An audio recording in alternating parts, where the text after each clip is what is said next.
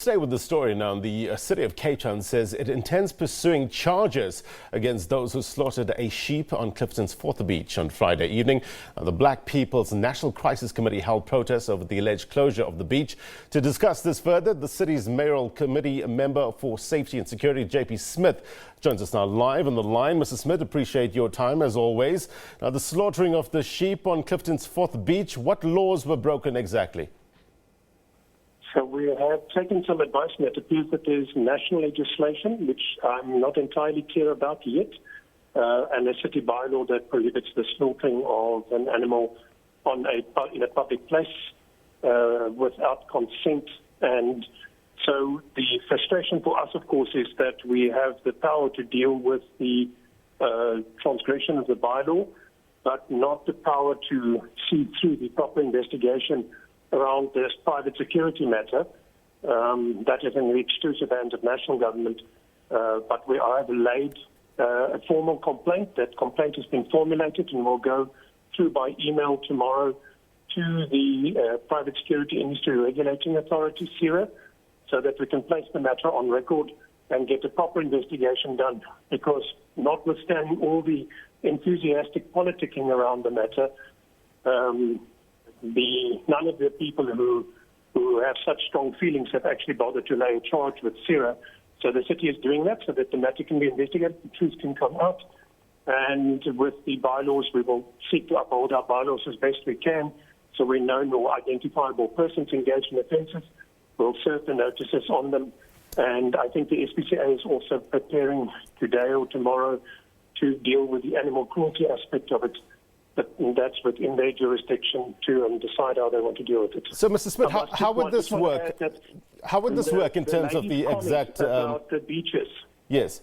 Where she says that she's been coming to the beaches for years, and everybody is always happy, and we don't have issues. That is the truth. We have years of track record showing our beaches as very enjoyable spaces for everybody. We've got 10 blue flag beaches around the city, the majority of them in indigent communities. We make an effort to keep our beaches open all the time and make them fun and enjoyable. What you had here is an extremely regrettable misconduct by a private security company, which has been completely distorted and overblown now because it is political season by some very opportunistic people. I want to talk about the broader issues around this incident a little later on, but I want to go back to in terms of the process of charging the people that allegedly committed this act. Have you run the numbers? Who have you identified? How many people will be charged? What's the process? Well, there are at least 2 and potentially 3 identifiable persons, and some of them are political activists and known employees of political parties. They are involved in similar protest actions elsewhere around the province, and so are well-known individuals. I think we probably received in excess of 150 complaints within the first 12 hours after the incident, with people forwarding the footage. So the city also can't ignore any transgression of its bylaws. Yeah. And then I said at the same time, we must see with equal zeal the investigation into the conduct of SERA, which is why, or the security company, which is why we are reporting the matter to the Private Security Industry Regulating Authority, which I must say I'm slightly confused by the fact that nobody has yet laid that charge, because the matter has been getting such widespread attention. One would think that those people in national government responsible for private security regulation, because it's not a local or provincial competency, would have tackled the matter head on. But I think maybe people are nervous about putting things in writing and making sworn affidavits. So the city is not. We are making that complaint. I just want to get some clarity. Were you aware of the group's intention to slaughter an animal? And if so, why didn't you intervene before the incident or while it was actually happening if it was against the law? I have asked this question of law enforcement after the hordes of complaints we got. And the answer I got, which I have since disseminated to many of the complainants, is that the sheep was brought onto the beach from an adjacent beach, that they brought it on very stealthily, that the animal was injured when they brought it on, And initially, when law enforcement saw the sheep for the first time, it was immediately surrounded by a crowd. They didn't want to create immediate provocation because the sheep appeared to be dead already and was already bleeding. And then it appeared that they became aware that, in fact, the sheep was still alive. They indicated that they wanted to take action, but because it's a public order policing situation, SAPS assumed command and control. So there were 5 senior SAPS members on scene, quite uncharacteristically, and the most senior person there commanded law enforcement not to act and said that they were not entitled to uphold the city bylaws. We've since taken advice on that, and it appears that that senior SAPS person did not have the right to prevent the enforcement of a city bylaw, and that's a separate matter we will have to deal with. But effectively, they were under instruction not to act and not to cause further provocation. And perhaps one would not, within that crowd, have been able to prevent any different outcome. So then the most appropriate way potentially is to charge people afterwards. But certainly on the day, law enforcement were entirely willing to act. Let's get back to the issue about the alleged issue of the closing of the beach and regarding this private security company, PPA. What's the city's relationship with this security company? There's no relationship with this company. They're not employed by the city. We don't collaborate with them. They're a new arrival on the scene. Do they not collaborate? Because in terms of some of the reports that are coming through, there seems to be this unspoken or unwritten collaboration. Is that not true? No, sir. Not at all. There are obviously within the ANC and the EFF and some of the other opportunists on the fringe now all manner of allegation unsupported. And it's easy to make those kind of assertions and allegations and conspiracy theories. And I presume this is what their political stock in trade, fair enough. But there's no relationship with PPA. In fact, you must understand that we struggle with private security companies very often because of their conduct, which puts them in conflict with us. So we have ourselves over time repeatedly made statements to national government saying, you need to do a better job at regulating private security.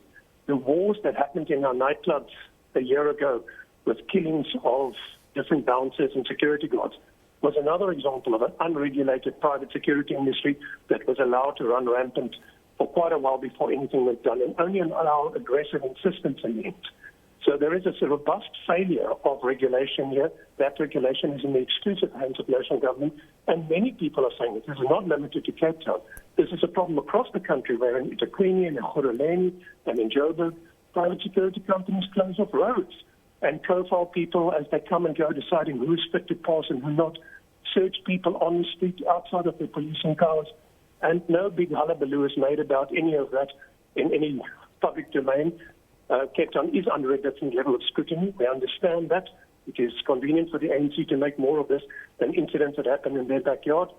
But they are failing at their regulated task, and they have allowed private security to misbehave and to assume policing powers across this country, largely in response to their own failure to manage the police. These private security companies are stepping into that gap, and the public are only too happy to pay them, as was the case in this case. Some residents has been reported that this incident has been blown out of proportion. Do you agree? Yes, because remember, we work with the public on the beaches every single day. I do walkabouts frequently on the beaches over this time with the officials, and what we have is a lot of happy people coming here with safe, clean, well-run beaches. We're proud of our beaches. We're proud of the fact that we manage 10 blue flag beaches more than anywhere else. And we're proud of the open access 24 hours a day. We didn't, like some other cities, allow people to build construction right onto the beach and privatize beaches. We've made sure that our beaches are publicly accessible, and that's something we're very proud of.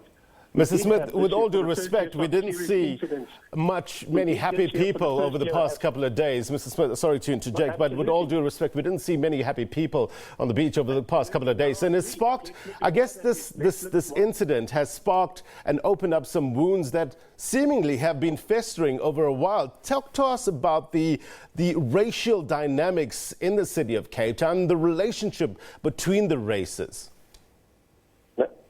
And that's precisely my point, that we do not have these problems until Faiz Jacobs and other political cronies and the deputy minister in an ANC T-shirt show up and racially divide our people before an election because it speaks to their electoral dynamics and their electoral needs.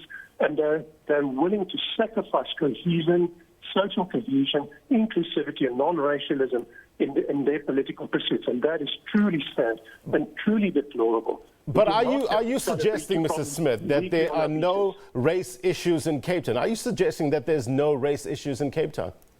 Have you seen the most recent Human Rights Commission report? So instead of relying on the anecdotal evidence of people who have a financial and political interest in creating division, go and open the most recent Human Rights Commission report and see how Cape Town fares. And it is significantly better than ANC-run areas. And then you look at where the racial complaints are coming from, where complaints about unfair and inequitable racial treatment comes from, and those are not predominant in the Western Cape. We fare very well in that report. So I think go and read the most recent report and see what the statistics actually say, because it paints a very different picture from what the ANC is trying to paint. But shouldn't we be listening to the people on the ground who say that they experience sometimes racial discrimination? Shouldn't there be like, a meeting, a gathering of people to thrash out this issue? You imagine that doesn't happen every week in different communities across the city where we talk to each other. We don't meet exclusively to discuss race. We need to discuss community issues. Our councillors are accessible. Our mayor is accessible. I'm in community meetings 2-3 times a week at night. So we are extensively meeting and engaging the public of our city all the time. And we do not hear the narrative that ANC cadres come and spin on a beach in an interview and all the other proxies and fronts that they use that are effectively ANC fronts like the Stop COCT website and others. Then you will hear this narrative proclaimed, and you will hear a narrative that is crafted by ANC hands pre-election. But speak to general people on the beach and you will hear what the lady says. I've been coming here for 7 years. I don't understand what's happening. We never have problems. But, you've heard from other people who say there have been problems. What has the city done practically in order to iron out issues in the city? Well, if you have to ask about are we willing when we do encounter an incident to make something of it, look at our track record just on this case. The very second we became aware of the incident with PPA, we immediately contacted them.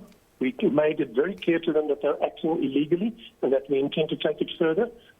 They denied that they had done what is claimed. They still deny that, by the way, and that's why we're reporting the matter to SIRA, so there can be a formal investigation and we can figure out who's talking the truth, because we're keen to find that out. And we immediately took action against them. We deployed staff to go and observe them, to make sure they weren't repeating any such actions. So within our powers, we've done everything we can on this incident. But over the last few years, whenever there's been a major incident in the city, our mayor's office has not hesitated to take action against that, to go and report it, to make a SAPS charge, to make a charge to the Equality Court. And again, I say, go and look at the report by the Human Rights Commission, go and look at the stats on the city of Cape Town and the Western Cape, and you will see this is not the home of racism, as the ANC is so eager to proclaim. Mr. Smith, how safe are your beaches? When the story first broke, we heard of alleged reports of rape on the beach. Tell us about the safety. So I think that's something we're particularly proud of, is that we've had over the last few years, over the last 2 years before this, a single incident of violence on our beaches during our festive season. Only one. It was in a fight on Muizenberg Beach, which we managed to quell, and 7 people were arrested.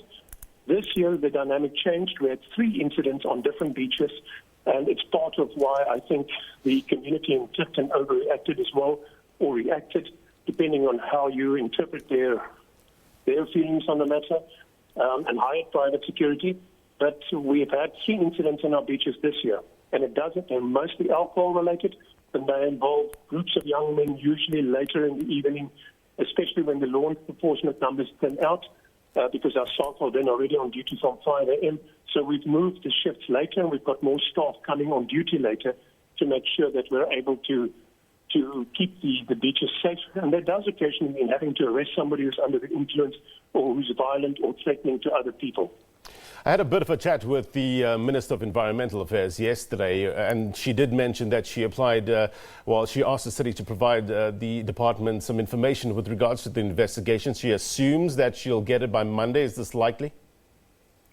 Well, I think that you're dealing with public holidays and senior staff being on leave, and if they're not on leave, dealing with festive season. So I think the minister must make a reasonable request, and we will also have to determine what the minister's legal powers or locus standi in this regard are, and what she is entitled to subpoena and not, because we don't want the minister to act as a pseudo-legal para-judiciary functionality here. The minister has certain powers, and we are happy to comply in as much as the minister exercises legal mandates that she has. Is this not a priority for the city? Absolutely. We have dealt with our side of it.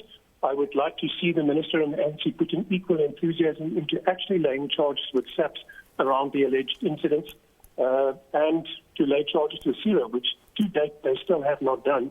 So there is a jaundiced enthusiasm for certain kind of actions that beget media attention and a lack of equivalent commitment to actually resolving the matter through using the proper channels. That's called politics, and that's what is at play here. Mr. Smith, thank you very much indeed for your time. Let's leave it there. Thank you for coming on and clarifying certain issues. We will no doubt touch base with you a little later on to find out all the details of this investigation. That was JP Smith, the Mayoral Committee member for Safety and Security in Cape.